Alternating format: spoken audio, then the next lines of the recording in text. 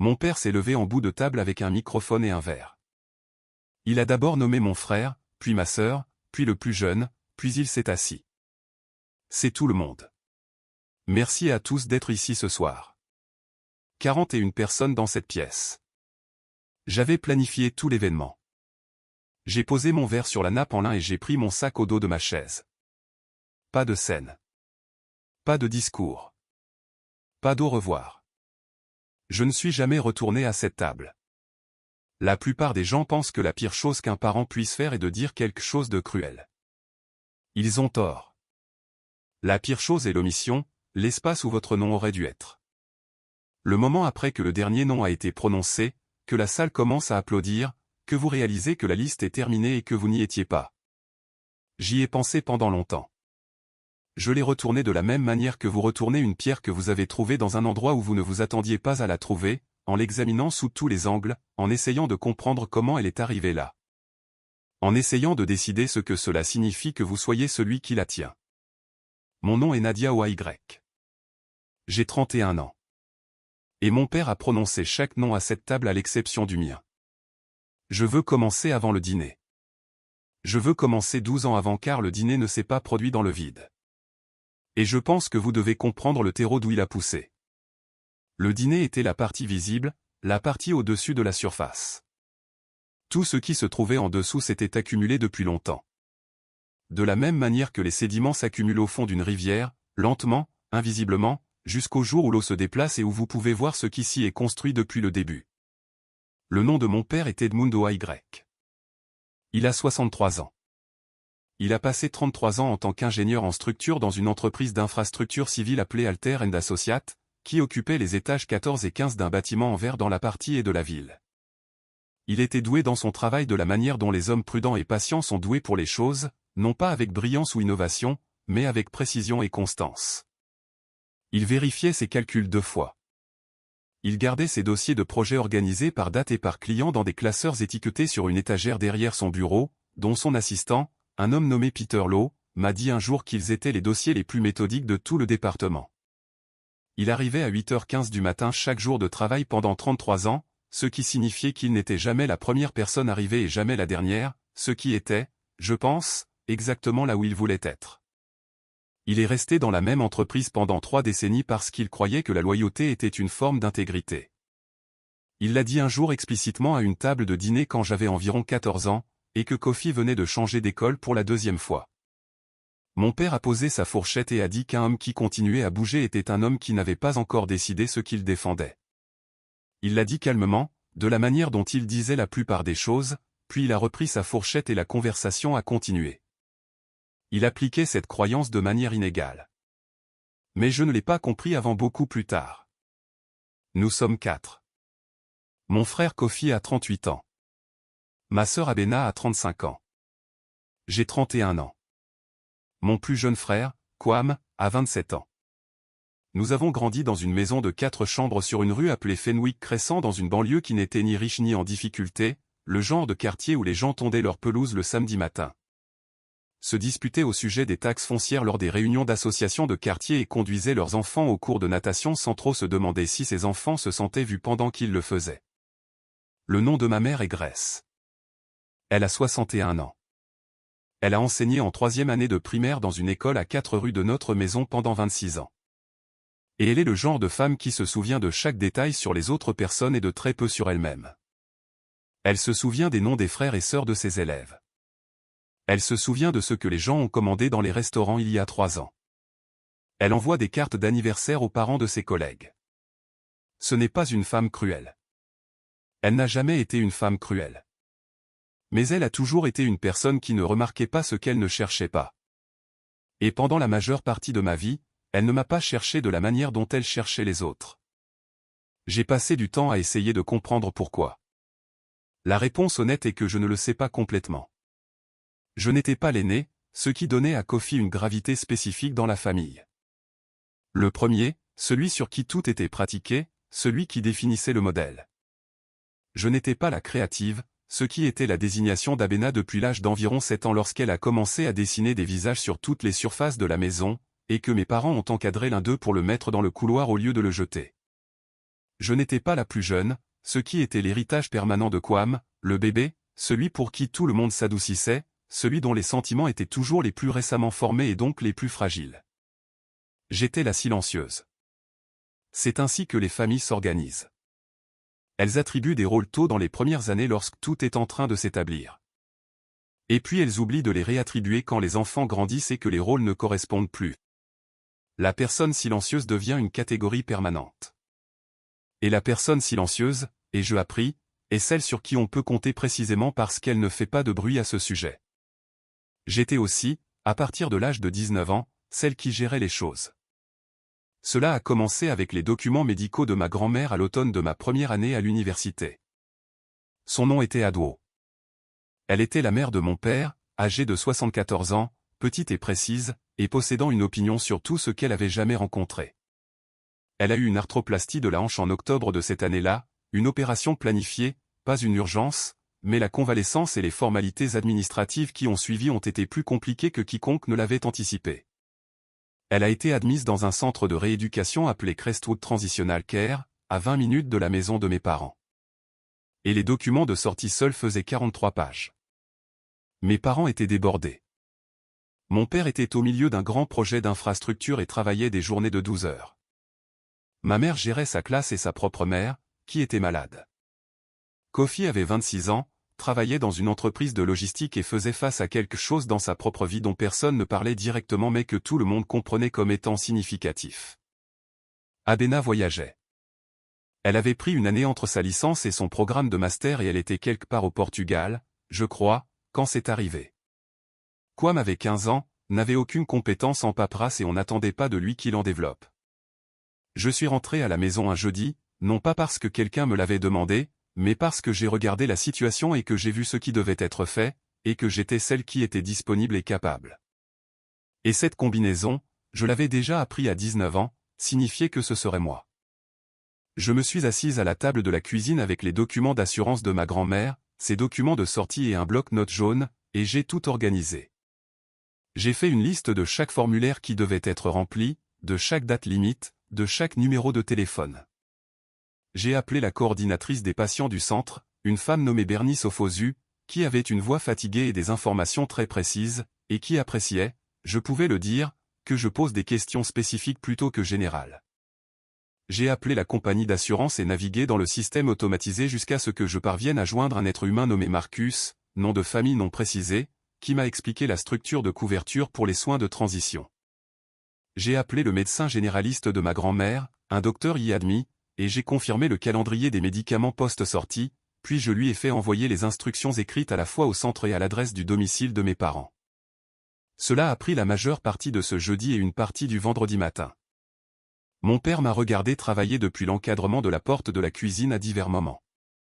Il n'a pas proposé de m'aider. Il s'est servi un verre d'eau à un moment donné, a regardé les papiers étalés sur la table et a dit « Tu es doué pour ça ». J'ai dit « Il fallait bien que quelqu'un le soit ».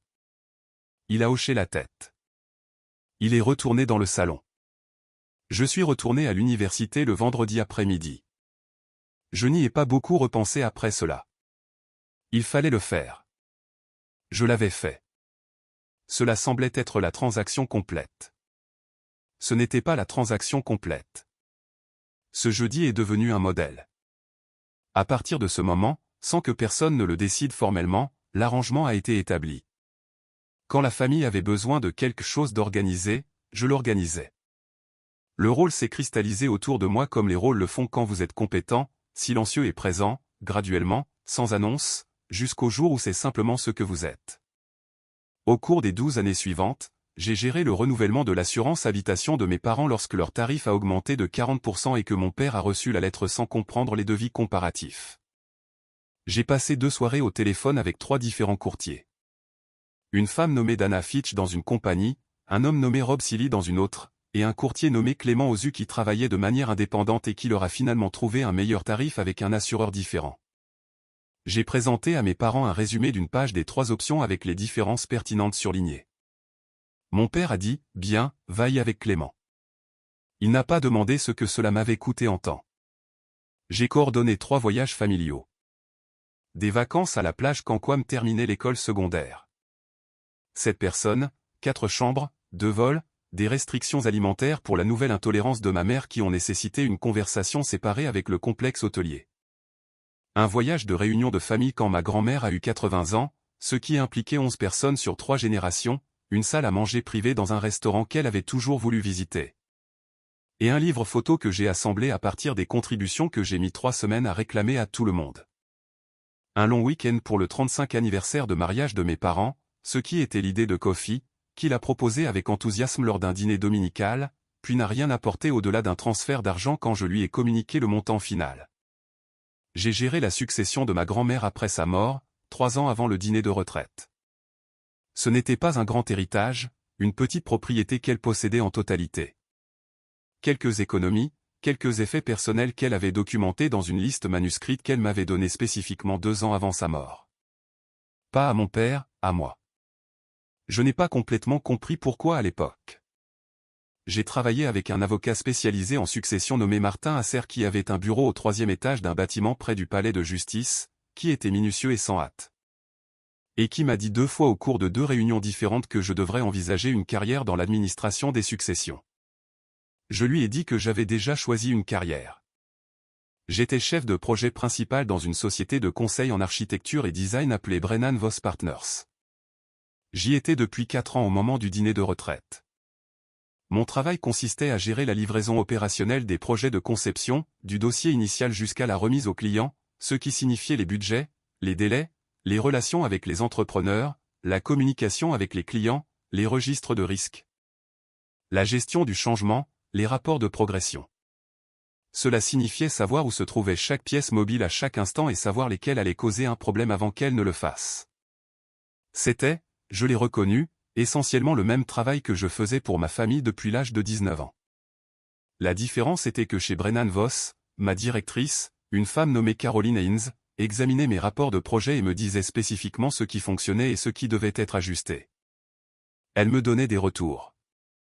Elle m'a dit lors de mon évaluation de 3e année que j'avais produit le dossier de livraison de projet le plus constamment fiable de tous les chefs de projet de l'équipe. Elle l'a dit directement dans une salle de réunion avec mon nom à l'ordre du jour. Ma famille ne me disait pas quand j'avais bien fait quelque chose. Ils me disaient ce qui devait être fait ensuite. Je veux être prudente ici car je ne veux pas que cela ressemble à une liste de griefs. Ce n'était pas un grief que je ressentais pendant la majeure partie de ces 12 années. C'était quelque chose de plus proche de l'acceptation.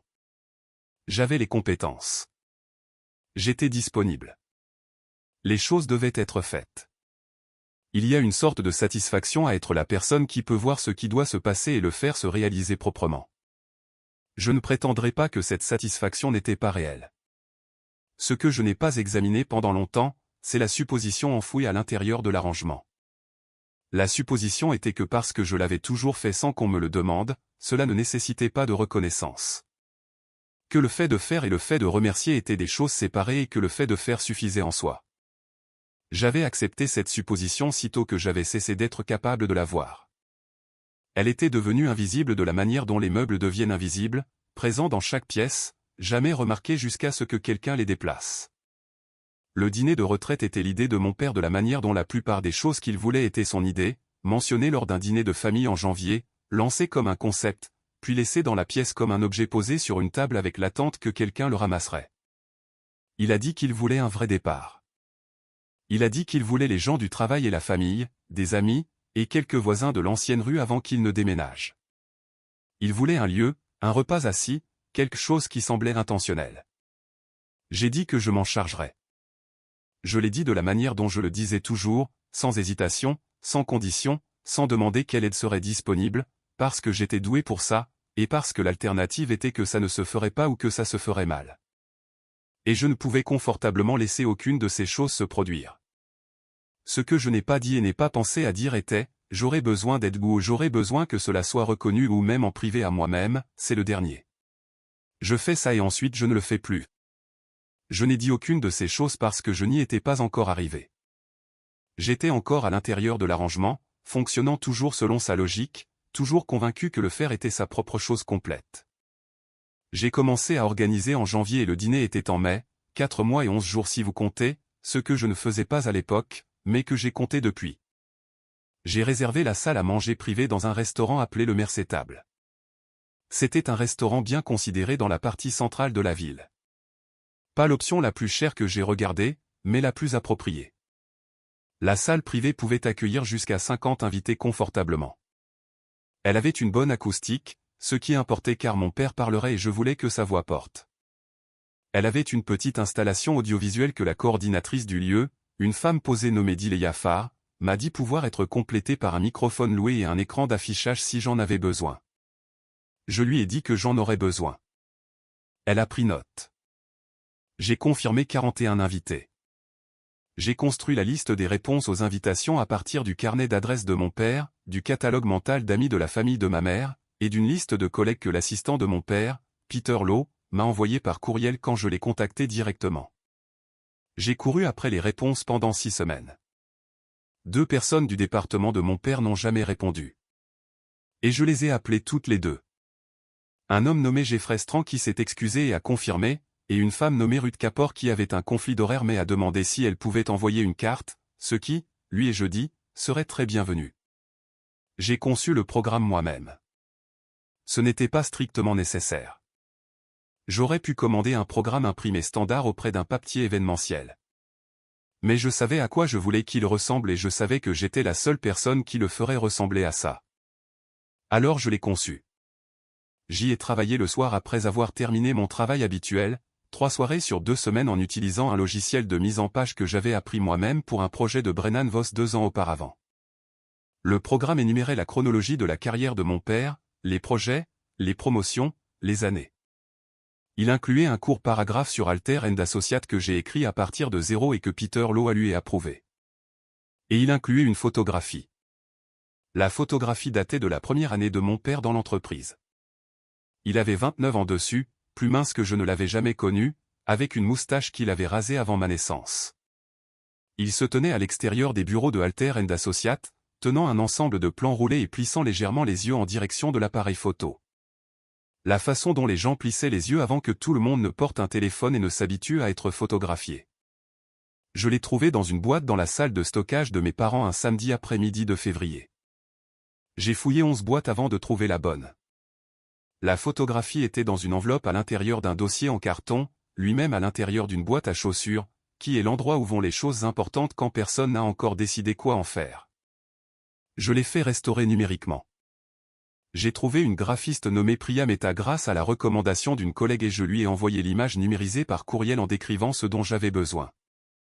Elle l'a terminée en 4 jours. La restauration était soignée et exacte. Elle a retiré le vieillissement sans trop le traiter, de sorte que la photographie ressemblait toujours à une photographie de cette décennie plutôt qu'à quelque chose d'artificiellement poli. Elle m'a facturé 180 € pour la restauration et la mise en page du programme. J'ai payé l'impression du programme moi-même, 340 € pour 45 exemplaires sur du papier cartonné crème épais avec une finition mate. J'en avais commandé 5 supplémentaires en cas de dommage ou de demande d'invités qui voulaient en garder un. Je n'ai pas dit à mes parents ce que j'avais dépensé pour l'impression ou la restauration. Il ne m'est pas venu à l'esprit que je devrais avoir à le faire. L'acompte du lieu était de 2200 €, que mes parents m'ont transféré après que je leur ai envoyé la confirmation de réservation. La facture finale du traiteur était de 4870 € partagée entre mes parents et une contribution de Kofi, qui a transféré sa part 3 jours après que je lui ai envoyé la facture, et qui m'a envoyé un message ensuite pour dire que ça s'annonçait comme une grande soirée.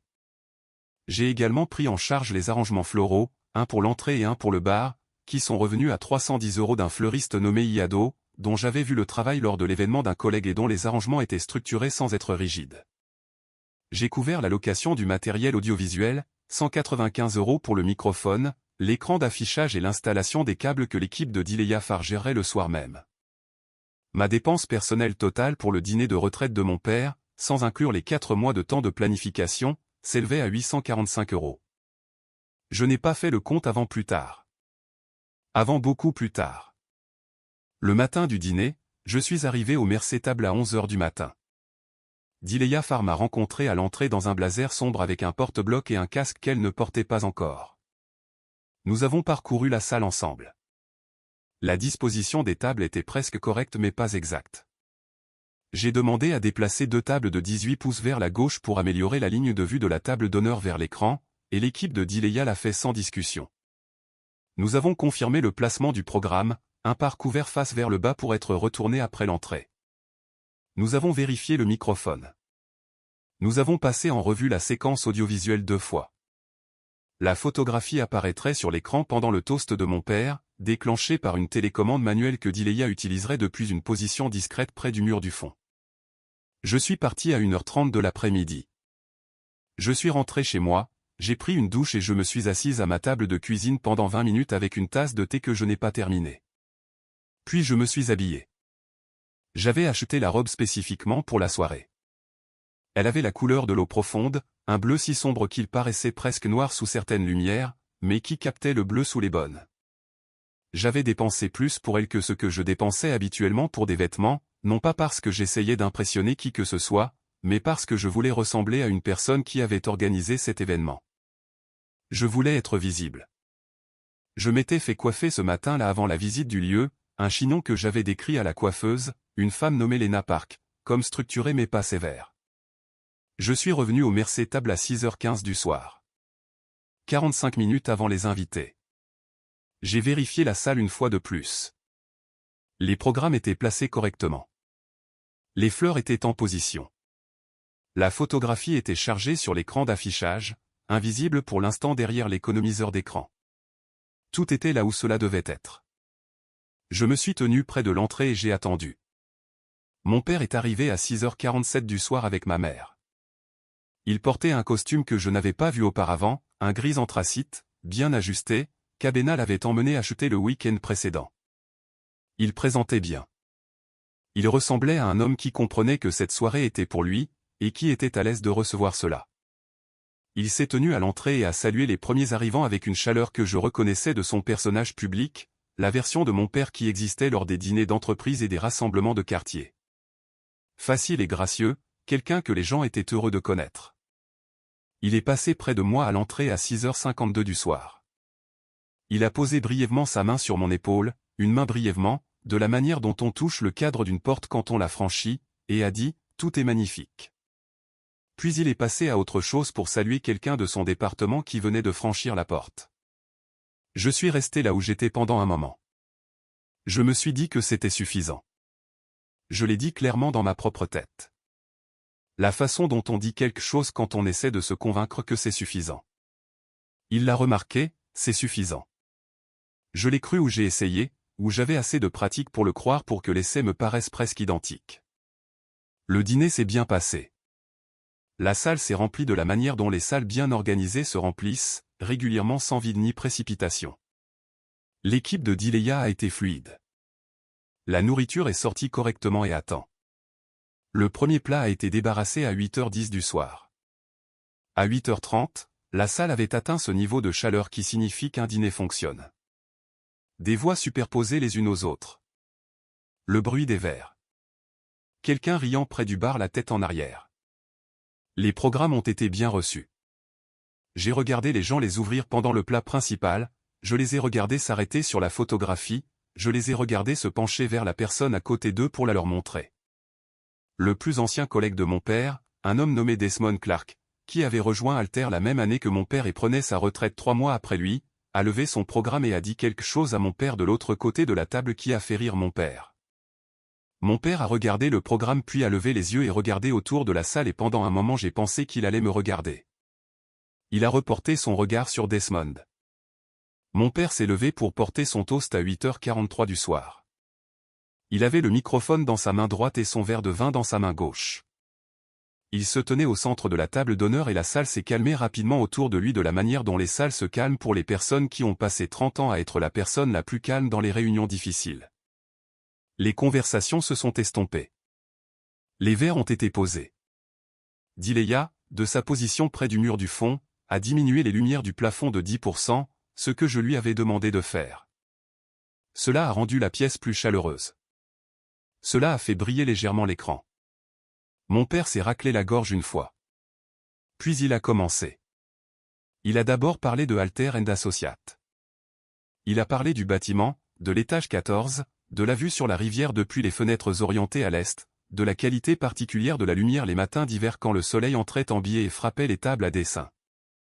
Il a parlé des projets, un pont à l'extérieur de la ville sur lequel il avait travaillé lors de sa 3e année et qui était toujours debout, a-t-il dit, ce qu'il considérait comme l'exigence de base pour l'ingénierie structurelle et aussi un motif de fierté personnelle. Il a parlé des collègues qui étaient devenus des amis, de Desmond Clark, qu'il a qualifié d'estimateur le plus agaçant de précision aux côtés duquel il avait jamais travaillé.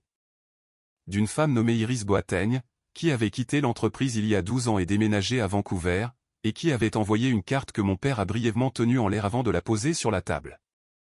D'un jeune ingénieur nommé Sam Petrov qui avait rejoint l'entreprise il y a 7 ans et dont mon père a dit qu'il lui rappelait lui-même à cet âge, ce qu'il pensait être un compliment et que Sam a reçu avec une appréciation visible. Il a bien parlé. Il n'était pas un homme de représentation et le discours n'était pas une représentation. C'était spécifique et sincère et sans précipitation, et je pouvais voir les gens écouter de la façon dont les gens écoutent quand ils croient ce qu'ils entendent. Puis il a parlé de la famille. Il a d'abord regardé ma mère. Il a dit son nom, Grace. Et sa voix a légèrement changé quand il l'a dit. La façon dont les voix changent quand elles arrivent à quelque chose de vrai. Il a dit que 38 ans de mariage lui avaient appris que la bonne personne à vos côtés rendait tout le reste possible. Qu'il n'avait jamais pris une bonne décision sans elle dans la pièce, même quand elle n'était pas physiquement dans la pièce, parce qu'elle était toujours dans la pièce d'une manière qui comptait. La salle a émis un son, le son chaleureux et collectif de personnes reconnaissant quelque chose de réel. Puis il s'est tourné vers la table. Il a nommé Kofi. Il a dit que Kofi lui avait montré à quoi cela ressemblait de diriger avec intégrité. Que regarder son fils aîné devenir un homme de parole l'avait rendu fier d'une manière pour laquelle il n'avait pas le langage adéquat. Puis il a nommé Abena. Il a dit qu'Abena lui avait montré qu'une vie bien remplie exigeait de l'audace. Qu'elle était entrée dans chaque pièce où elle avait jamais mis les pieds comme si elle avait tous les droits d'y être, et qu'il espérait qu'elle ne s'arrêterait jamais. Puis il a nommé Kwame. Il a dit que Kwame lui avait montré qu'il n'était jamais trop tard pour devenir quelque chose de nouveau. Que la volonté de son plus jeune fils de recommencer plus d'une fois sans s'excuser lui avait appris quelque chose sur le courage qu'il ne s'attendait pas à apprendre à 62 ans. Puis il a levé son verre. C'est tout le monde, a-t-il dit. Merci à tous d'être ici ce soir. La salle a levé ses verres. 41 personnes. Le son du cristal. Quelqu'un a dit, santé, près du bar. Je n'ai pas levé le mien. Je veux décrire ce qui s'est passé dans mon corps à ce moment-là aussi précisément que possible car je pense que la précision est importante ici et que le flou serait une forme de malhonnêteté. Il n'y a pas eu de douleur aiguë. Ce n'était pas dramatique de cette façon-là, pas une blessure, pas un choc, pas le sentiment de quelque chose qui se brise. C'était plutôt comme un son qui se coupe, une fréquence que vous entendez depuis si longtemps que vous avez cessé de l'enregistrer comme un son, cessé de l'enregistrer comme quoi que ce soit. Et puis soudain, elle a disparu. Et le silence là où elle se trouvait est la chose la plus bruyante dans la pièce. J'avais été sur cette liste toute ma vie. Pas explicitement. Mon père ne s'était pas levé lors des dîners précédents pour énumérer ses enfants. Mais j'avais été sur la liste interne, celle que chaque parent porte, le registre de ceux qu'ils voient et pour qui ils sont reconnaissants et qu'ils nommeraient si quelqu'un leur tendait un microphone. J'avais supposé, sans jamais examiner cette supposition, que j'étais sur cette liste. Que 31 ans de présence, de paperasse et d'appels d'assurance et de relance de réponses aux invitations, passés dans des boîtes dans des salles de stockage et 845 € de mon propre argent et 4 mois de soirée constituaient un dossier qui existait dans l'esprit de mon père de la manière dont il existait dans le mien. Ce n'était pas le cas. Quelque chose en moi est devenu très immobile, pas calme, immobile de la manière dont un bâtiment devient immobile l'instant avant de se tasser. Ce silence spécifique, pesant, total. J'ai posé mon verre de vin sur la nappe blanche. La base du verre a fait un petit bruit contre la table, un bruit court et net que je ne pense pas que quiconque autour de moi ait entendu car la salle était encore dans le bruit du toast. Les verres qui tintent. Le murmure chaleureux d'approbation. J'ai passé la main derrière ma chaise et j'ai pris mon sac. Le sac en cuir noir que j'utilisais pour le travail, structuré, silencieux. Il n'a fait aucun bruit. Je me suis levé. Je n'ai pas établi de contact visuel avec ma mère. Je n'ai pas regardé Kofi ou Abena ou Kwame. Je n'ai pas regardé mon père. J'ai marché vers la sortie de la même manière que j'avais traversé chaque pièce que j'avais jamais organisée, avec détermination et sans attirer l'attention, parce que j'avais passé beaucoup de temps à apprendre comment me déplacer dans les espaces sans les perturber. La salle était occupée avec elle-même. Quelqu'un riait près du bar. Dileya prenait une note sur son porte-bloc près du mur du fond. J'ai traversé le hall du Mercetable. La moquette du hall était vert foncé, épaisse, le genre qui absorbe les pas. J'ai franchi la porte d'entrée. L'air de la nuit était froid pour le mois de mai, le genre de froid qui arrive le soir au début de l'été avant que la saison ne soit complètement engagée. Je me suis tenu sur le trottoir à l'extérieur et j'ai regardé la rue pendant un moment. Une voiture est passée. Quelqu'un est passé sur le côté opposé avec un chien. Tout était ordinaire. Puis j'ai marché jusqu'à ma voiture, qui était garée dans une structure à 2 rues de là, celle que j'avais remarquée lors de la visite du lieu ce matin-là, parce que j'avais su que j'arriverais tôt, et que j'avais voulu savoir exactement où j'allais quand j'aurais besoin de partir. Je suis sorti de la structure à 8h51 du soir. J'ai conduit jusqu'à chez moi. Je n'ai pas mis de musique. Je me suis garé dans le parking souterrain de mon immeuble et je suis resté assise dans la voiture pendant un moment, non pas parce que j'attendais quelque chose ou que je me reprenais, mais parce que je n'étais pas encore prête à être dans une pièce éclairée. Le parking souterrain était silencieux. Une lumière fluorescente sur le mur du fond bourdonnait à une fréquence juste en dessous de l'audition consciente. Je suis resté assise là jusqu'à 9h04 du soir. Puis je suis monté. J'ai enlevé la robe couleur eau profonde et je l'ai suspendue soigneusement dans la garde-robe. J'ai mis la bouilloire en marche. Je me suis tenu à la fenêtre de la cuisine pendant que l'eau chauffait et j'ai regardé la ville, les lumières à mi-distance, l'orange particulier du ciel au-dessus des bâtiments. J'ai fait du thé. Je me suis assise à ma table de cuisine dans mes propres vêtements avec ma propre tasse dans ma propre cuisine, et j'ai bu le thé lentement, et je n'ai pas répondu à mon téléphone. Ma mère a appelé à 9h31 du soir. J'ai regardé l'écran. Je n'ai pas répondu. Kofi a appelé à 9h44 du soir. Je n'ai pas répondu. Abena a envoyé un message à 10h02 du soir. Il disait « Où es-tu passé ? Est-ce que ça va ?» 3 mots, puis un point d'interrogation, puis 3 autres mots. Je l'ai lu. J'ai reposé le téléphone sur la table. Mon père a appelé à 10h19 du soir. J'ai regardé son nom sur l'écran pendant toute la durée de la sonnerie, 12 secondes. J'ai compté sans le vouloir. Puis ça s'est arrêté. Puis j'ai posé le téléphone face vers le bas sur la table et j'ai terminé mon thé. Je suis allé me coucher à 11h30 du soir. J'ai dormi.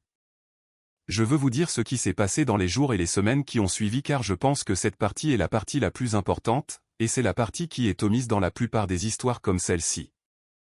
Le dîner était une seule nuit. Ce qui a suivi a été une décision prise lentement par paliers sans drame, de la manière dont les décisions les plus conséquentes le sont généralement. Je n'ai pas retourné les appels cette première semaine, non par colère, bien que la colère fût présente, une colère propre, silencieuse, le genre qui ne brûle pas, mais maintient sa température de manière constante. Je ne les ai pas retournés parce que j'avais besoin de m'asseoir à l'intérieur de ce qui s'était passé assez longtemps pour comprendre ce que je voulais réellement. J'avais passé 12 ans à fonctionner de l'intérieur d'un arrangement que je n'avais jamais examiné. Le discours m'avait forcé à l'examiner, et j'avais besoin que l'examen soit terminé avant de parler à quiconque. Ce que je ne voulais pas, et je découvert, c'était d'absorber cela de la manière dont j'avais absorbé les autres omissions. Et il y avait eu d'autres omissions, de plus petites, celles que j'avais reclassées, expliquées et relâchées parce que les relâcher était plus facile que de les nommer. Le Noël où mon père a remercié tout le monde à la table pour les cadeaux qu'ils avaient apportés et n'a pas mentionné le cadeau que je lui avais offert, qui était un ensemble restauré de photographies de la maison de ses parents au Ghana. Pour lequel j'avais passé 6 semaines à chercher et 3 semaines à faire traiter. Le dîner du dimanche où il a dit à ma mère que la maison était magnifique et n'a pas mentionné que j'avais passé le samedi précédent à l'aider à réorganiser la cuisine et à repeindre les étagères. La carte d'anniversaire qu'il signait chaque année de l'écriture de ma mère parce que c'était elle qui s'en souvenait, qui achetait et qui écrivait, et lui était celui qui ajoutait son nom en bas. J'avais laissé passer tout cela. Je les avais classés au même endroit où je classais tous les efforts non rendus, dans un endroit que je ne regardais pas très souvent, derrière la tâche plus immédiate de ce qui devait être fait ensuite. Je n'allais pas laisser passer celle-ci. Ce que je voulais était plus difficile à nommer et j'avais besoin d'aide pour le nommer. La personne que j'ai appelée était une collègue nommée Sacha Brennan, sans lien de parenté avec le partenaire fondateur de l'entreprise, qui était architecte principal chez Brennan Voss, et qui me connaissait depuis 3 ans, et qui avait une qualité spécifique que j'appréciais. Plus que tout autre, elle ne se précipitait pas vers des conclusions. Elle laissait les choses être compliquées pendant le temps dont elles avaient besoin pour l'être. Nous nous sommes rencontrés pour déjeuner un jeudi, 2,5 semaines après le dîner. Un restaurant près du bureau, un petit endroit italien appelé Corvo où nous allions parfois quand une conversation devait avoir lieu quelque part qui n'était pas une salle de conférence. Elle a commandé une salade et une eau pétillante, et elle a écouté le récit complet sans m'interrompre, les 4 mois, les programmes, la photographie, les 845 €, la petite tape sur l'épaule, le toast, le trajet en voiture pour rentrer, le thé. Elle a écouté tout cela. Quand j'ai eu fini, elle est restée silencieuse un moment. Elle a déplacé un morceau de sa salade avec sa fourchette puis a levé les yeux. Elle a dit, « Qu'est-ce que tu penses qu'il pensait faire ?» Je m'étais attendu à ce qu'elle me dise ce qu'elle pensait. Ce n'était pas sa façon de fonctionner, et je le savais, mais je m'y attendais quand même parce que j'étais à l'intérieur de l'histoire depuis 2,5 semaines, et je voulais que quelqu'un me dise ce que cela signifiait. Au lieu de cela, je devais répondre à la question. J'ai dit que je pensais qu'il n'avait pas pensé à moi du tout. Pas consciemment, pas avec intention. L'oubli n'était pas le produit d'une décision. C'était le produit d'une habitude. Une habitude si ancienne et si profondément ancrée dans la structure de notre famille qu'elle était devenue invisible même pour la personne qui la pratiquait. J'étais celle qui gérait les choses. La gestion était tenue pour acquise. Et les choses qui sont tenues pour acquises ne sont pas nommées. Elle a hoché la tête. Elle a dit, « Et qu'est-ce que cela signifie pour toi ?» J'ai dit que je pensais que cela signifiait que je devais arrêter d'être invisible de la même manière que je l'avais été, en achetant mon appartenance avec du travail invisible pendant 12 ans et que l'achat n'avait jamais été réellement validé. J'avais versé de l'argent sur un compte qui ne portait pas mon nom. Elle a dit, « Alors, qu'est-ce qui change ?» J'ai gardé cette question en moi pour le reste du déjeuner et pendant plusieurs jours ensuite. C'était la bonne question. Pas « que ressens-tu », pas « que vas-tu leur faire », mais « qu'est-ce qui change ?» La version tournée vers l'avenir, celle qui exigeait que je prenne la responsabilité de ma propre participation à l'arrangement, et non pas seulement de blâmer tout le monde pour la leur. Ce qui a changé en premier, c'est l'arrangement pratique. J'ai écrit un courriel à ma mère, pas un message texte, pas un appel téléphonique, un courriel parce que je le voulais écrit, daté et sans ambiguïté. Je l'ai rédigé 4 fois sur 2 soirées. Le premier brouillon était trop long et expliquait trop de choses. Le deuxième brouillon était trop court et n'expliquait rien. Le troisième brouillon avait la bonne longueur, mais le mauvais ton. Il se lisait comme une lettre de démission d'un emploi contre lequel j'étais furieuse, ce qui n'était pas le registre que je voulais. Le quatrième brouillon faisait 214 mots. Il disait que je ne serais pas disponible pour coordonner les événements familiaux ou gérer les tâches administratives dans un avenir prévisible. Il disait que j'allais bien. Il disait que j'avais besoin de temps et que je prendrais contact quand je serais prête. Il ne disait pas pourquoi car le pourquoi m'appartenait et je n'étais pas prête à le remettre à qui que ce soit. Ma mère l'a fait suivre à mon père et à mes frères et sœurs dans l'heure. J'avais anticipé cela. Kofi m'a appelé à 7h43 du soir le même soir. Il a dit qu'il ne comprenait pas ce qui se passait. Je lui ai dit que j'expliquerais quand je serais prête. Il a dit que ce n'était pas juste pour la famille, que les gens étaient inquiets, que mes parents étaient bouleversés, que quoi qu'il se soit passé au dîner, nous devrions être capables d'en parler comme des adultes. Je lui ai dit que je comprenais cela. Je lui ai dit que je prendrais contact. Il n'était pas satisfait. Je n'exigeais pas qu'il le soit. Abena est venue à mon appartement un samedi matin 12 jours après le courriel. Elle n'a pas appelé avant. Elle a sonné à l'interphone à 10h23 du matin et je l'ai laissée monter parce qu'elle était ma sœur et que je n'étais en guerre avec personne dans ma famille. Je n'étais simplement plus disposé à être en guerre avec moi-même pour eux. Elle s'est assise à ma table de cuisine. Elle portait un manteau jaune qu'elle avait acheté à Paris il y a 3 ans et qu'elle portait chaque fois qu'elle avait besoin de se sentir elle-même, ce qui m'a dit quelque chose sur l'état d'esprit dans lequel elle venait. Elle avait apporté des pâtisseries dans un sac en papier, qu'elle a posé sur la table entre nous, et qu'aucune de nous n'a touché pendant les 20 premières minutes. Elle a dit qu'elle savait que le toast avait été une erreur. Elle a dit que notre père l'avait compris presque immédiatement, que quelqu'un, elle n'a pas dit qui, lui avait dit quelque chose avant la fin de la soirée, et qu'il avait passé le trajet de retour sans parler. Elle a dit qu'il avait été silencieux pendant des jours. Elle a dit qu'il voulait s'excuser, mais ne savait pas par où commencer. J'ai dit, alors il peut m'appeler. Elle a dit, il ne sait pas quoi dire. Il n'est pas doué pour ça. J'ai dit, je sais qu'il n'est pas doué pour ça. C'est quelque chose qu'il doit résoudre. Elle m'a regardé de l'autre côté de la table. Elle avait les yeux de sa mère et la façon de s'immobiliser de son père quand elle réfléchissait soigneusement. Elle a dit, tu es différente. J'ai dit, je pense que je suis la même. Je pense que tu me vois différemment parce que je ne fais pas la chose que je fais habituellement. Elle a dit, quelle chose? J'ai dit, rendre les choses plus faciles pour tout le monde. Elle est restée silencieuse pendant un moment. Puis elle a tendu la main de l'autre côté de la table, a pris une des pâtisseries et en a pris une bouchée, et j'en ai pris une aussi. Et nous sommes restés là pendant encore 40 minutes à parler d'autre chose, de son travail, d'un voyage qu'elle planifiait, d'un homme qu'elle fréquentait, qu'elle a décrit avec la prudence spécifique de quelqu'un qui ne voulait pas porter la poisse. Quand elle est partie, elle m'a prise dans ses bras à la porte avec les deux bras, le genre de câlin qui signifie quelque chose, et je l'ai prise dans mes bras de la même manière. Mon père a appelé un mardi soir, 11 jours après la visite d'Abena. J'étais à ma table de cuisine avec un ensemble de documents de projet. Je révisais pour une présentation client le lendemain matin, une rénovation hôtelière dans la partie ouest, un cahier des charges détaillé qui nécessitait un rapprochement budgétaire complet.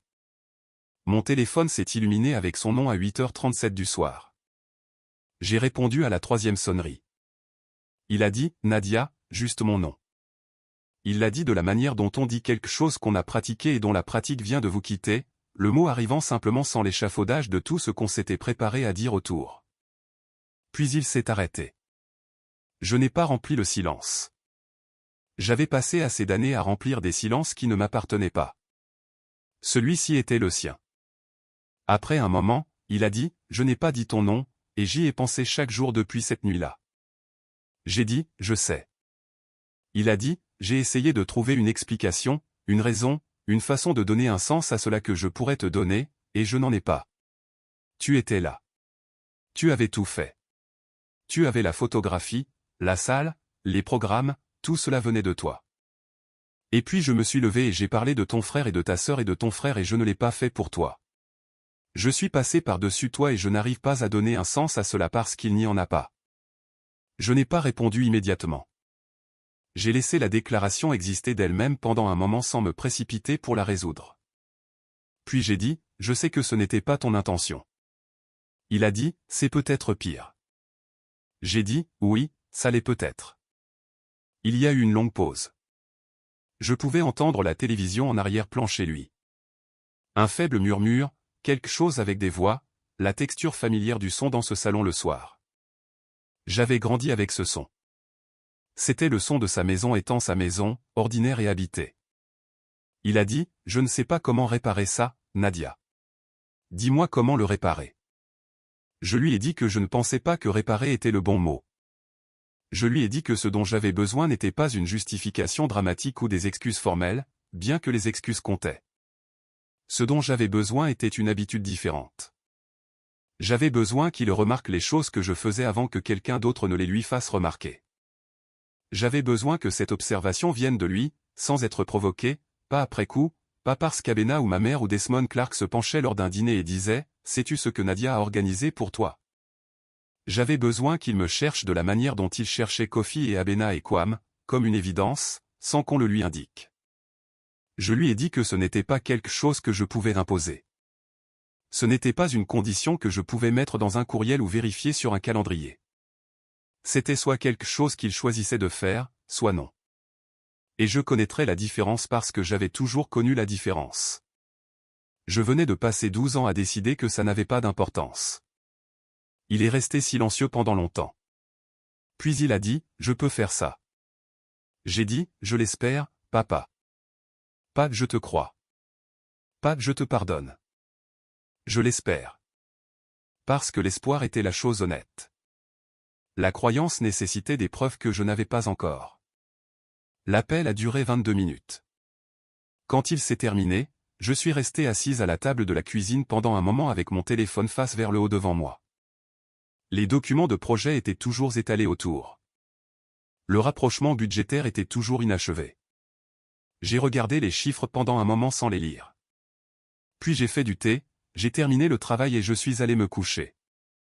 Je suis retourné au dîner de famille en septembre, 4 mois après le Mercétable. Le premier était un déjeuner dominical chez mes parents. Pas d'occasion, pas de célébration, juste le rythme ordinaire d'un dimanche. J'ai fait le trajet en début d'après-midi. Je suis arrivé à 1h15 de l'après-midi. Mon père était dans la cuisine quand je suis entré. Il préparait du riz jollof, ce qui était presque exclusivement le domaine de ma mère. Elle le préparait de la même manière depuis avant ma naissance, et il l'avait regardé faire plusieurs milliers de fois sans jamais le faire lui-même.